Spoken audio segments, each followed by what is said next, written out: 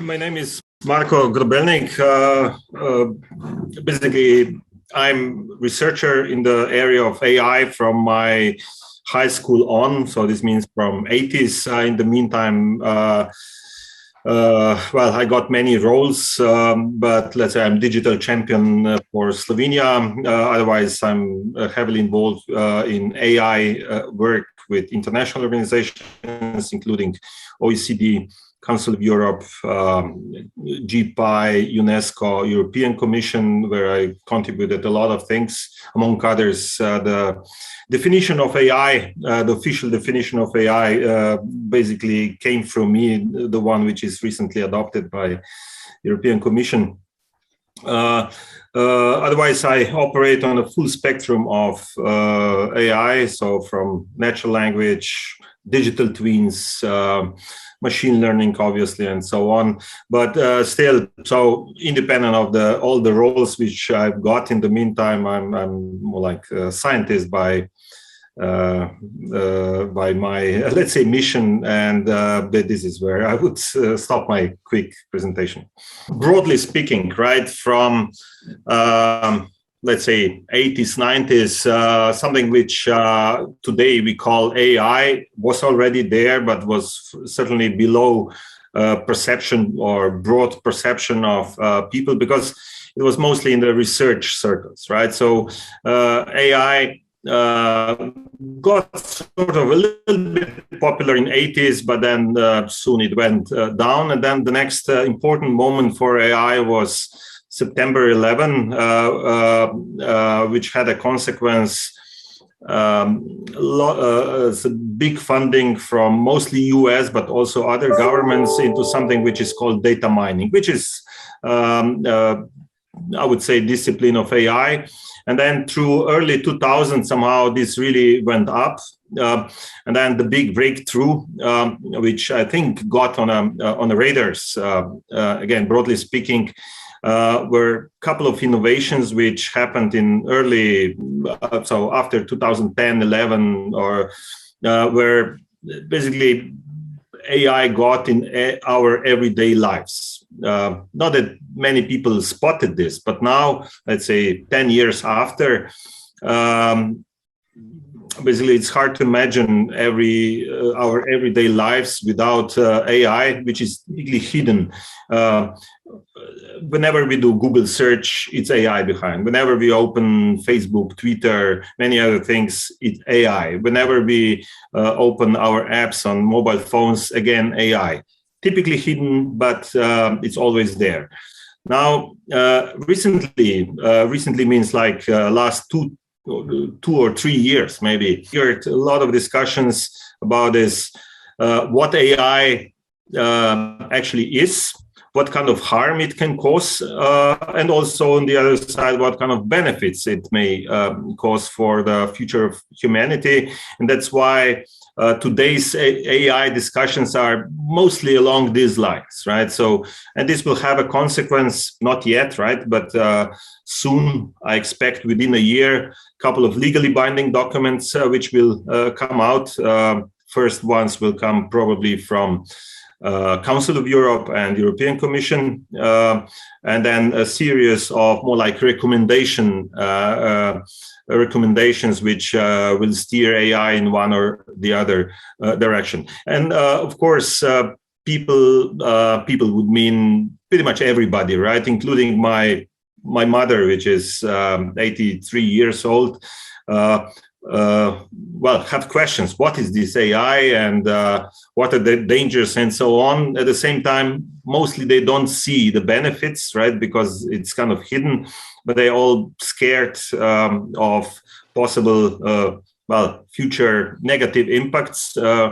And this may actually come in the next 10 years. The job market in particular, right? And maybe if I would underline one important term, which is rarely mentioned, but still relevant. Most likely due to these technology developments, there will have to be some new kind of social contract, right? Because technology and all these benefits will impact our lives, will take a lot of jobs, probably also create some, but less compared to the ones which will be lost. And this is calling basically for a new social contract. But this is still, I would say, not tomorrow, not next year, but let's say in the period of 5 to 10 years, most likely we will experience this. AI as we know it today, right? Beyond anecdotal examples like chess and Go and a few of these fairly visible examples, which are good signs for the future, but this is not our lives really. Okay, it's true that playing chess today on a as Kasparov said recently, right? So the chess which we have on our mobile phone is far better than whatever he can do today in chess, right? So this is true, right? But this is still anecdotal, right? And it's more like a game, but it's a sign for the future. Now the question is, what can we learn out of this kind of solution for our future lives? So AI, as we know it today, I would classify it more like a narrow AI, which takes a narrow problem, might be complex, might be difficult problem, but solves kind of narrow segments of our life. Now, the AI of the future, which we see many more signs these days already, it's more like holistic AI. AI which will capture, understand, and also steer way more complex segments of our life.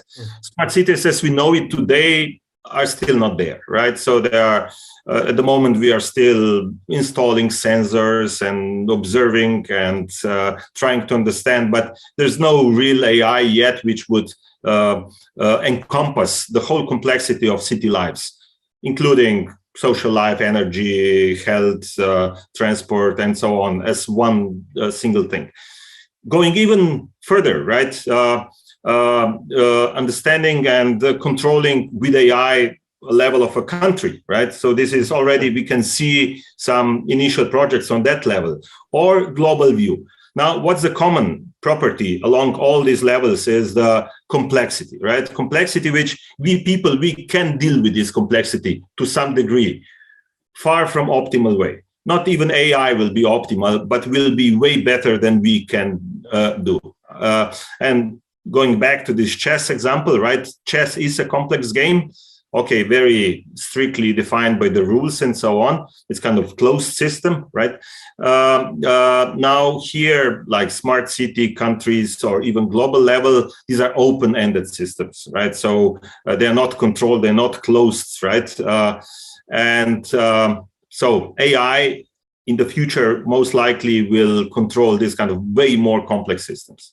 But then we have plenty of other things which we will experience or we are experienced already today, like autonomous driving, regulation, and so on. This will be all parts of this future, but the moment where we will really start feeling AI is where, I don't know, the whole city will function better, right? Or the whole country will function better on a positive side, but there are also lots of dangers, right? Because the power will be most likely concentrated on isolated spots or centers which will control the whole thing, right? So these are where the danger is coming from, right? So that's why all these, let's say, legal documents are emphasizing the human centricity of AI. So this is very important with all possible, benefits and dangers, right? Why we are discussing this now? Because this change is happening relatively fast, right? So this would be spread across, I don't know, 50 years, maybe it would be different, but this change is really happening relatively fast.